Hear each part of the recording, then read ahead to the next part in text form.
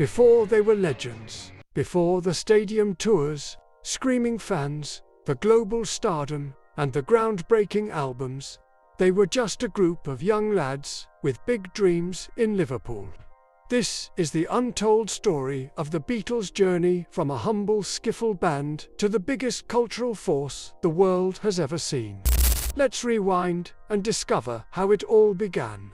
In the mid-1950s, Liverpool was a bustling port city recovering from the scars of World War II. It was here, in 1956, that 16-year-old John Lennon started a band called The Quarrymen, inspired by his love for rock and roll and skiffle music. Skiffle was cheap to play and wildly popular. It used homemade instruments like washboards and tea-chest basses. John and his bandmates were far from polished, but they had passion. The turning point came on July 6, 1957, at a church fete in Woolton. It was here that John Lennon met a 15-year-old musician named Paul McCartney. Paul impressed John with his ability to tune a guitar and his knowledge of song lyrics. They struck up a friendship that would become the foundation of the Beatles. Paul soon introduced John to his schoolmate, George Harrison. George was only 14, but already an accomplished guitarist. At first, John wasn't sure about letting someone so young join. But after hearing George perform a flawless rendition of Raunchy on the top deck of a bus, he was convinced.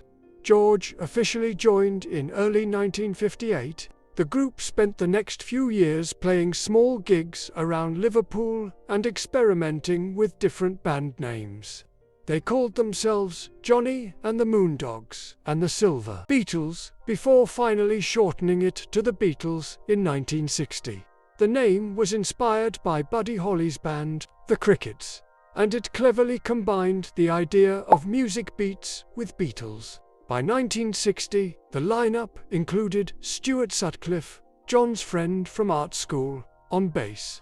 Stuart wasn't a strong musician, but his style and charisma added to the band's image. That summer, the Beatles got their first big break, a contract to play in Hamburg, Germany. But they needed a drummer. Pete Best, whose mother owned the Cosber Coffee Club in Liverpool where the band frequently played, was recruited. Pete joined just days before the group left for Hamburg. Pete's steady drumming helped the band get through grueling performances in Hamburg's nightclubs. The band played up to 8 hours a night, refining their live sound and building camaraderie. In Hamburg, the Beatles performed at seedy clubs like the Indra and Kaiser Keller. They played for hours each night, honing their craft and developing their stamina as live performers. It was during this period that they developed their signature leather-jacketed look. Hamburg was tough. Stuart eventually left the band, and George was deported for being underage. But it was here that the Beatles found their edge. The band secured a residency in Hamburg, Germany. By 1961, the Beatles were back in Liverpool, performing regularly at the Cavern Club. Their energetic performances drew huge crowds, and they began to build a loyal fan base. It was during one of these performances that Brian Epstein, a local record store owner, discovered them. Brian Epstein saw their potential and became their manager.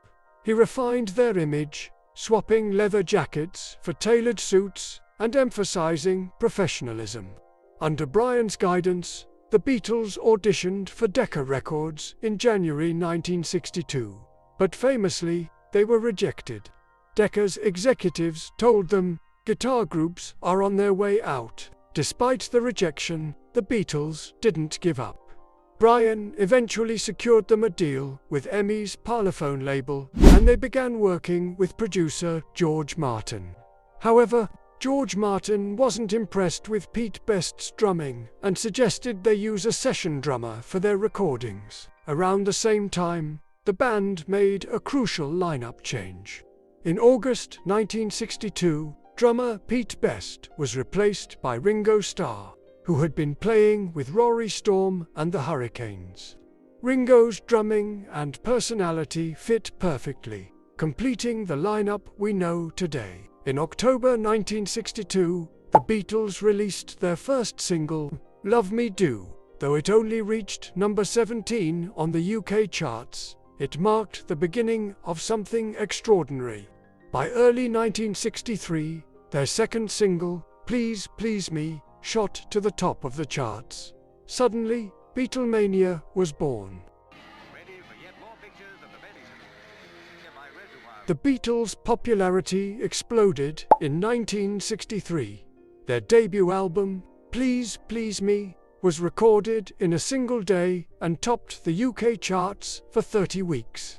Hits like She Loves You and I Want to Hold Your Hand propelled them to international stardom. I wanna hold your hand.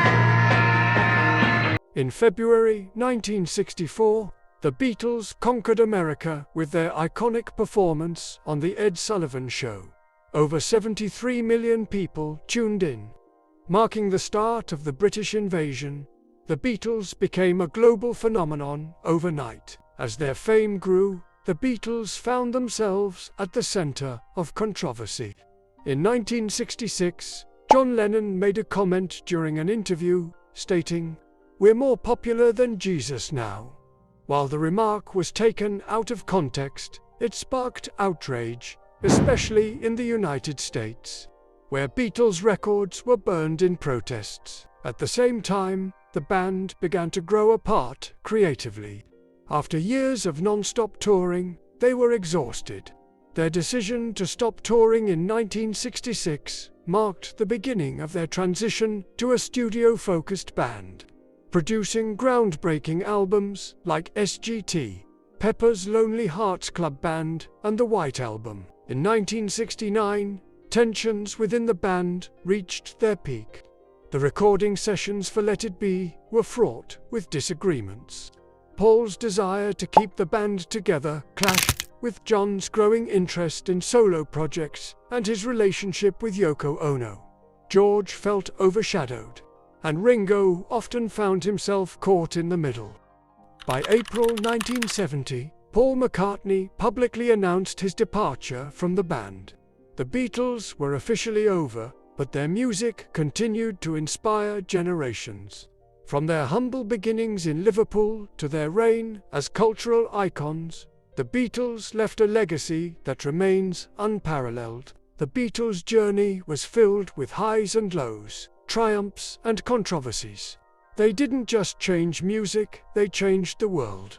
From their humble beginnings in Liverpool to their global domination, the Beatles redefined what a band could achieve.